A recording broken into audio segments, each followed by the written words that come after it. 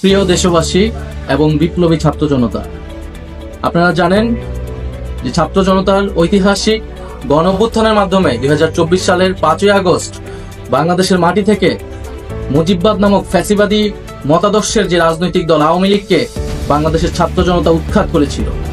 কিন্তু আমরা দুঃখের সাথে দেখছি যে এতদিন হয়ে যাওয়ার পরেও সেই আওয়ামী লীগের ব্যানারে আওয়ামী লীগের লোকেরা এই বাংলাদেশের মাটিতে এখনো মিছিল করার সাহস পায় এবং এই অন্তর্বর্তী সরকারের পক্ষ থেকে তেমন দৃশ্যমান উদ্যোগ নেওয়া হয়নি এই আওয়ামী লীগকে নিষিদ্ধ করার বা আওয়ামী লীগের বিচার কার্যক্রমকে দৃশ্যমান করার। আমরা 5ই আগস্টের পর থেকে ছাত্র জনতা বলে আসছি যে আওয়ামী লীগ কোনোভাবেই বাংলাদেশের মাটিতে রাজনীতি করার নৈতিক কোনো অধিকার রাখে না এবং তার আইনি বন্দোবস্তও করতে হবে। আওয়ামী লীগ গত 1.5 দশক ধরে বাংলাদেশে একটি ফ্যাসিজম কায়েম করেছে। বাংলাদেশে কয়েকটি গণহত্যার সাথে আওয়ামী লীগ জড়িত।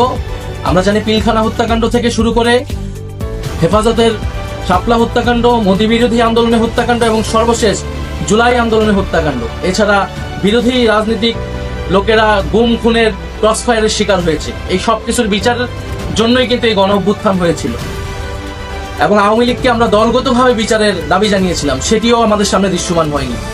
ফলে আমরা আবারও রাজপথে নামতেছি, আবারও বলতে চাই যে আওয়ামী লীগকে দলগতভাবে বিচার কার্যক্রমে আওতায় আনতে হবে এবং আওয়ামী লীগের যত অঙ্গ সংগঠন আছে তাদেরকে নিষিদ্ধ করতে হবে। অলরেডি ছাত্রলীগকে নিষিদ্ধ করা হয়েছে, যুবলীগ সহ অন্যান্য অঙ্গ সংগঠনকে নিষিদ্ধ করতে হবে। বিচার চলাকালীন তার নিবন্ধন বাতিল করতে হবে এবং রাজনৈতিক সাংগঠনিক কার্যক্রম নিষিদ্ধ করে আইন বাস্তবায়ন করতে হবে। সেই উদ্দেশ্যে আগামীকাল 2রা মে বাদ জুমা জাতীয় নাগরিক পার্টি ঢাকা মহানগরীর উদ্যোগে বায়তুল মোকাররমের দক্ষিণ গেটে একটি বিক্ষোভ সমাবেশের আয়োজন করা হচ্ছে।